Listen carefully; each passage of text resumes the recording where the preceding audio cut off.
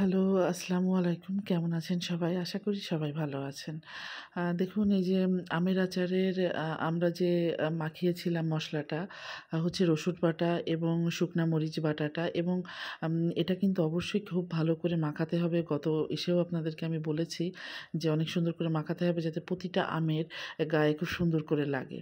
তো দেখুন মাখানোর পরে এই জিনিসটাকে নিয়ে আমরা ছাদে নিয়ে আসছি। এই যে দেখুন একটা পরিষ্কার কাপড়ের উপরে আমরা এইভাবে খুব সুন্দর করে আমগুলোকে বিছিয়ে দিব। এই যে দেখুন ঠিক এইভাবে আমরা আমগুলোকে বিছিয়ে দিব এবং আমগুলোকে বেছানোর পরে আমরা অবশ্যই খেয়াল রাখবো যে আমটা যেন খুব বেশি শুকিয়ে না যায়। দেখুন এখানে আমি বলেছিলাম যে আমাদের আম আধা বেলা রোদ দিলে কিন্তু হয়ে যাবে। কিন্তু আসলে আমার এই আমটা একটু বেশি রোদ দেয়া হয়ে গিয়েছিল।